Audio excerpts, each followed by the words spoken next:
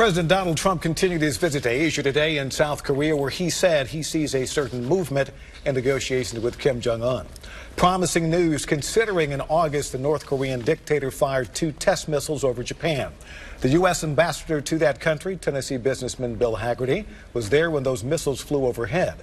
News 4's Tracy Cornett recently sat down with the Nashville native for an exclusive one-on-one. Well, Tom, Bill Hagerty's long been an ambassador for the state of Tennessee, the driving force behind a number of Japanese companies building headquarters here. He even funded the hit show Nashville when he served under Governor Haslam. Now in his new role as U.S. ambassador to Japan, Hagerty's tasked with bringing in more business, but says his top priority is keeping Americans safe. I will support and defend the Constitution of the United States. August 17th, Ambassador Bill Hagerty moves from Nashville to Tokyo with his wife and 4 young children. 11 days later, North Korea's Kim Jong-un fires a ballistic missile over Japan. Where did you take your family? I got the call when the missile was in air that it had launched. A few weeks later, a second missile is fired. They were home in our residence. And you felt that that was safe for them to stay there? Yes, yes. Are the Japanese scared? Everybody's concerned. I think tensions are high in the region. At the same time, this has been going on. These provocations have been going on. And I think that people are, in many ways, concerned, but also getting accustomed to it. It's easy to escalate situations, right? It's the de-escalation and the calming of things that really is tricky. What have you been able to do to help the relationship? I'm the president's representative in that country, and the president and Prime Minister Abe have been extremely clear every time they're together that the U.S. and Japan are standing locked arms in defense of that region against the North Korean regime.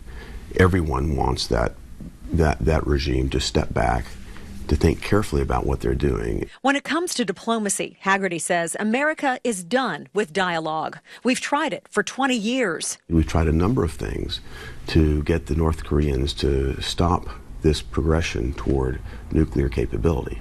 They've not worked.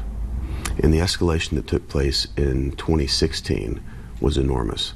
The number of test shots, the number of rocket launches, those activities grew at a geometric pace in 2016. So whomever the President of the United States was going to be in 2017 was going to be dealing with a North Korea on the precipice of something very horrible. So this administration is trying something different, a steady set of systematic sanctions, such as a 30% restriction on oil imports, almost doubling gas prices in Pyongyang, and stopping the flow of cash into the country, which is funding the regime. So he's looking at the companies and the countries that are facilitating that. He's giving them a very simple choice. Do you want to do business with the United States, or do you want to do business with North Korea?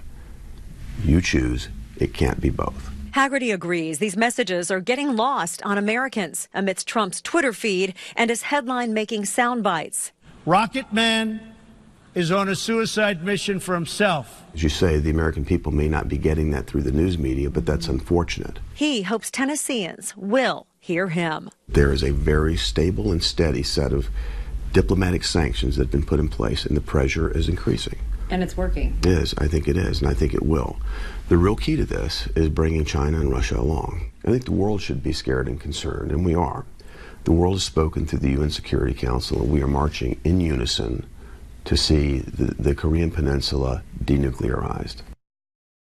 Now, the president also sent the message today that he was ready but reluctant to use military strength, saying, quote, "We have many things happening that we hope to God we never have to use," a reference to the 3 carriers and a submarine positioned off the coast of the Korean Peninsula.